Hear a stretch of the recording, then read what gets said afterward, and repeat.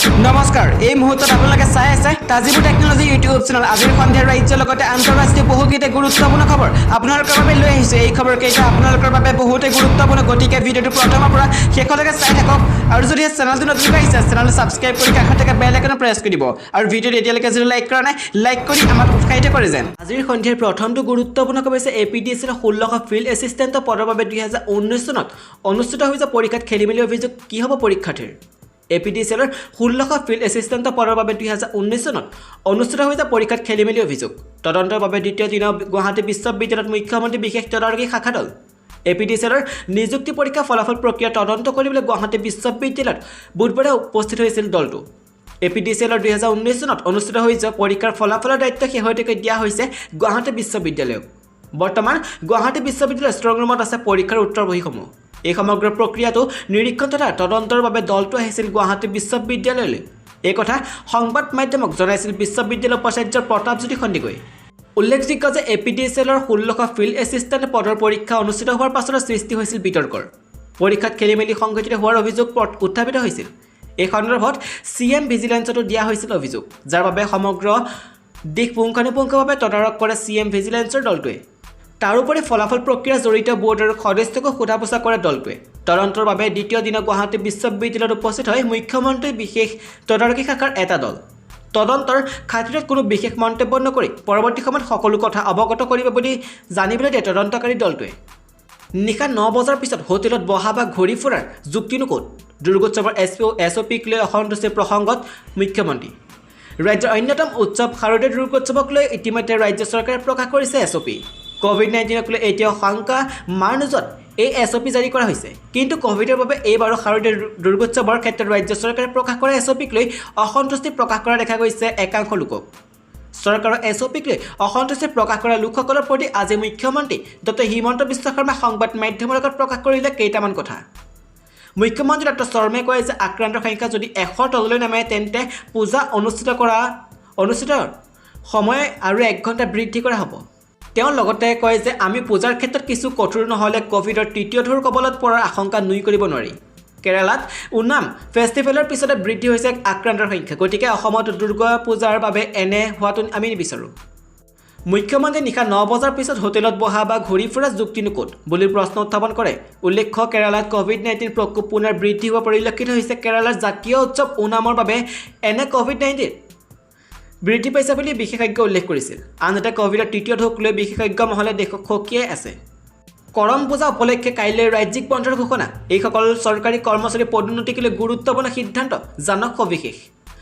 আজি অনুষ্ঠিত হয় মুখ্যমন্ত্ৰী হিমন্ত বিশ্ব শৰ্মাৰ অধ্যক্ষতাত ৰাজ্য চৰকাৰৰ সাপ্তাহিক কেবিনেট বৈঠকত আজি শিক্ষা স্বাস্থ্য গড়কাপ্তানি বিভাগৰ কেতবোৰ গুৰুত্ব সিদ্ধান্ত গ্ৰহণ কৰা হয় বৈঠকৰ অন্তত সংবাদমেল সম্বোধন কৰে মন্ত্ৰী কেশৱ মহন্তই ৰণোজ পেগু আৰু পৰিমল শুক্লবৈদ্যে কি ক'লে গড়ৰ প্ৰাকৃতিকভাৱে মৃত্যু হ'লে গড়ৰ খৰ্গবোৰ ট্ৰেজাৰীত জমা ৰখা হয় বৰ্তমান 2623টা খৰ্গ ট্ৰেজাৰীত জমা আছে 50টা গোচৰ চলি আছে 2479টা নষ্ট কৰা হৈছে নেচাৰেল হিষ্টৰী অফ মিউজিয়াম নিৰ্মাণ কৰি 94টা গড় খৰ্গ ৰখা হ'ব গোচৰ চলি থকা 60টা ৰখা হ'ব স্বাস্থ্যমন্ত্ৰী কেশৱ মহন্তই কৰে বহু গুৰুত্বপূৰ্ণ ঘোষণা প্ৰধানমন্ত্ৰী ফসল বীমা যোজনা 2017 পৰা অসমত চলি আছে ৰাজ্য চৰকাৰে বীমা প্ৰিমিয়ামৰ ধন মুকলি কৰিব 3.5% ৰাজ্য চৰকাৰে দিব 379 কোটি মুকলি কৰি দিয়া সিদ্ধান্ত কেবিনেটৰ জিএমচিৰ ঠেলা ৰিক্সা ই-ৰিক্সা বাবে লাইসেন্সৰ ব্যৱস্থা কৰা হ'ব অনলাইন লাইসেন্স ল'ব পাৰিব বাগিচাৰ কৰম পূজা বন্ধ কাইলৈ দিনটোত বন্ধ থাকিব ইয়াৰ ৰাজ্যিক বন্ধৰ দিন এইটো এই বছৰৰ বাবে পৰৱৰ্তী সময়ত বাকি সিদ্ধান্ত হ'ব স্বাস্থ্য আৰু শিক্ষা বিল্ডিং নিৰ্মাণৰ কাম পিডব্লিউডি কৰি আহিছিল আজি সিদ্ধান্ত লোৱা হয় যে স্বাস্থ্য আৰু শিক্ষাৰ নিৰ্মাণৰ বাবে chief engineer PWD health and এডুকেশ্যনৰ পদ সৃষ্টি কৰা হৈছে পদোন্নতিৰ ক্ষেত্ৰত কৃষি বিভাগত ডাইৰেক্টৰ জইণ্ট ডাইৰেক্টৰ এবছৰ কাৰ্যনিৰ্বাহ কৰাৰ পিছত পদোন্নতি পোৱাৰ যোগ্য হ'ব শিক্ষামন্ত্ৰী ৰণোজ পেগুৰ ঘোষণা অহা 20 ছেপ্টেম্বৰৰ পৰা আৰম্ভ হ'ব 10ম শ্ৰেণীৰ পাঠদান 30 জন ছাত্ৰ ছাত্ৰীক লৈ পাঠদান কৰা হ'ব ছাত্ৰ ছাত্ৰী বেছি হ'লে শাখাত ভগাই পাঠদান কৰা হ'ব তাৰ আগতে চেনিটাইজ কৰা হ'ব পৰ্যায়ক্ৰমে বাকি শ্ৰেণীবোৰৰ পাঠদান আৰম্ভ হ'ব কোভিড ভেকচিন নোলোৱালৈকে আহিব নোৱাৰিব পূজা মণ্ডপলৈ আয়োজক কমিটি আৰু দৰ্শনাৰ্থীয়ে এই নিয়ম নামানিলে কঠোৰ শাস্তি ইতিমধ্যে প্ৰকাশ পাইছে দুৰ্গা পূজাত নতুন এছঅপিত কি আছে সবিশেষ আপোনালোকক এই ভিডিঅ'ৰ মাধ্যমে জনাই দিম প্ৰত্যেকজন জিলা প্ৰশাসনে নিজ নিজ জিলাত নিয়মীয়াকৈ দুৰ্গা পূজা পালন কৰি অহা পূজা কমিটি আয়োজক কমিটিৰ সৈতে আগতীয়াকৈ বৈঠক অনুষ্ঠিত কৰি পূজা সম্পৰ্কীয় কোভিড প্ৰটকলৰ বিষয়ে অৱগত কৰিব। জিলা প্ৰশাসনে আগতীয়া অনুমতিৰে আৰু কোভিডৰ বিধি সম্পূৰ্ণ পালন কৰি দুৰ্গা পূজা আয়োজন কৰিব পাৰিব। একোখন পূজাত কিমান জনসমাগমৰ সম্ভাৱনা আছে সেই বিষয়ে আয়োজক কমিটিয়ে অনুমতি বিচৰা সময়ত জিলা প্ৰশাসনক আগতীয়াকৈ আভাস দিব। পূজা মণ্ডপৰ পূজাস্থলীত ল'ব লগা বিশেষ ব্যৱস্থাৱলী। পূজাস্থলী যথেষ্ট আহল বহল হ'ব লাগিব আৰু চাৰিওফালৰ পৰা মুকলিমূৰীয়াকৈ ৰাখিব লাগিব। যিকোনো দুগৰাকী লোক দৰ্শনাৰ্থীৰ মাজত ন্যূনতম শাৰীৰিক ব্যৱধানৰ কোভিডৰ বিধি অনুসৰি কৰিব পৰাকৈ প্ৰতিখন পূজাস্থলী পূজা মণ্ডপত যথেষ্ট ঠাই থাকিব লাগিব। পূজা মণ্ডপলৈ প্ৰৱেশ আৰু প্ৰস্থানৰ সুকীয়া ব্যৱস্থা থাকিব লাগিব। প্ৰৱেশ পথৰ পৰা প্ৰস্থানলৈকে উপযুক্ত ফলক দৰ্শনাৰ্থীৰ চকুত পৰাকৈ আয়োজকে আঁৰি ৰাখিব লাগিব। ৰাজ্যিক দুৰ্যোগ ব্যৱস্থাপনা প্ৰাধিকৰণে ৰাজহুৱা জনসমাগমৰ ক্ষেত্ৰত জাৰি কৰা নিৰ্দেশনা অনুসৰি দুৰ্গা পূজা আগে পিছে বা পূজা কেইদিনমানত সাংস্কৃতিক সন্ধিয়া আদি কাৰ্যসূচীৰ আয়োজনত কঠোৰ বাধা নিষেধ প্ৰযোজ্য হ'ব। আয়োজক কমিটি আৰু আন কোনেও পূজাস্থলীৰ বাহিৰত বা সমীপত কোনো মেলা আদি পাতিব নোৱাৰিব। আয়োজক স্বেচ্ছাসেৱক পূজাৰী ভক্ত দৰ্শনাৰ্থীৰ বাবে নিয়মাৱলী। আয়োজক কমিটিৰ প্ৰতিগৰাকী বিষয়ববীয়া সদস্য স্বেচ্ছাসেৱক পূজাৰীৰ লগতে ভক্ত দৰ্শনাৰ্থীসকলে কমেও এপালি কোভিড প্ৰতিষেধক লোৱা হ'ব লাগিব। এপালিও প্ৰতিষেধক নোলোৱা কোনো লোকেই বিষয়ববীয়া স্বেচ্ছাসেৱক পূজাৰী বা দৰ্শনাৰ্থী জড়িত হ'ব নোৱাৰিব। জিলা প্ৰশাসনে অনুমতি প্ৰদানৰ সময়ত আয়োজক কমিটিৰ পৰা বিষয়ববীয়া সদস্য স্বেচ্ছাসেৱক পূজাৰীয়ে কমেও এপালি কোভিড প্ৰতিষেধক গ্ৰহণ কৰাটো ৰেণ্ডম চেকিঙৰ দ্বাৰা সুনিশ্চিত কৰিব, অন্যথা অনুমতি দিব নোৱাৰিব। কমেও এপালি কোভিড প্ৰতিষেধক লোৱা লোকেহে পূজা দৰ্শনৰ বাবে আহিব পাৰিব। এপালি প্ৰতিষেধক নোলোৱা 18 বছৰ ঊৰ্ধ্বৰ কোনো লোকে পূজা মণ্ডপ পূজাস্থলীত প্ৰৱেশ কৰিব নোৱাৰিব। এই ক্ষেত্ৰত 18 বছৰৰ তলৰ সকলৰ বাবে ৰেহাই থাকিব।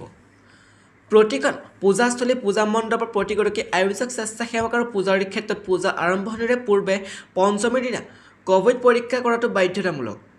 একাদশীৰ দিনা প্ৰতিমা বিসৰ্জনৰ পাছতো তেওঁলোকে প্ৰত্যেকেই পুনৰ কোভিড পৰীক্ষা কৰাব লাগিব। 6 জিলাক টেট পৰীক্ষাৰ পৰা বঞ্চিত কৰাৰ অভিযোগ। আদালতলৈ যাব AUDFৰ বিধায়ক। অসম চৰকাৰৰ শিক্ষা বিভাগৰ বিৰুদ্ধে AUDFৰ সাধাৰণ সম্পাদক তথা মানকাছাৰ সমষ্টিৰ বিধায়ক আমিনুল ইছলামে বুধবাৰে অনুষ্ঠিত কৰে সংবাদমেল। আগন্তুক টেট পৰীক্ষাৰ চেণ্টাৰ ৰাজ্যৰ 6খন জিলাত নথকাত ক্ষোভিত হৈ পৰিছে AUDF বিধায়ক আমিনুল ইছলাম।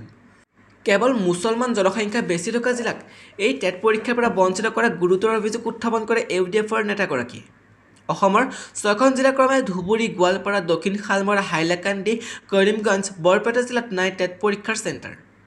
ৰাজ্য চৰকাৰে এই নিৰ্দিষ্ট 6খন জিলাৰ যুৱক যুৱতীসকলক বঞ্চনাৰ দৃষ্টিৰে চাইছে বুলি কয় বিধায়ক আমিনুল ইছলামে।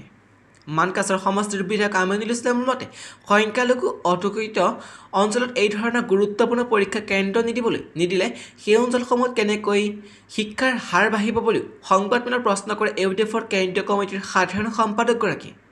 এই ক্ষেত্ৰত চৰকাৰৰ বিৰুদ্ধে আদালতৰ দ্বাৰস্থ হোৱা ভাবুকি দিয়ে বিৰোধী দলটোৰ নেতৃত্বই। ইপিনে অসমক জনজাতীয় ৰাজ্যৰ মৰ্যাদা দিব লাগে, তেতিয়াহে জনজাতিৰ সমস্যা সমাধান হ'ব, ৰকিবুল হুছেইনে ঘোষণা কৰিছে।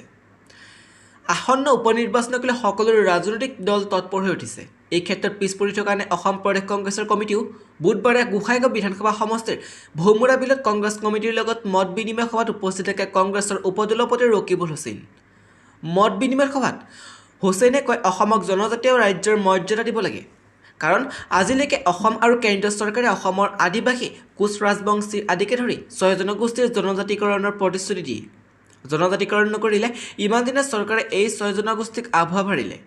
যদি অসমক জনজাতীয় ৰাজ্যৰ মৰ্যাদা দিয়া হয় তেনেহ'লে ৰাজ্যৰ মুখ্যমন্ত্ৰী এগৰাকী জনজাতীয় লোক হ'লে জনজাতীয় সমস্যা বহুগুণে নিৰ্মূল হ'ব।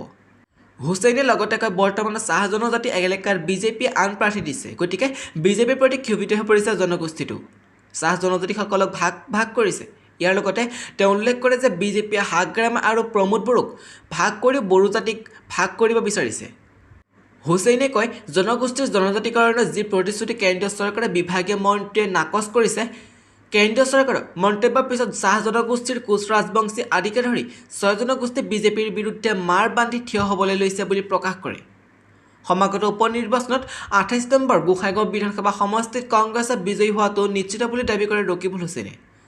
তেওঁ কয় যে কংগ্ৰেছৰ পৰা প্ৰাৰ্থিত্ব লৈ মেথিয়াছ টুডুৱে 40 বছৰ ৰাজত্ব কৰা এইটোত সমষ্টিত এইবেলি কংগ্ৰেছে আদিবাসী জনগোষ্ঠীক প্ৰাৰ্থিত্ব প্ৰদান কৰিব।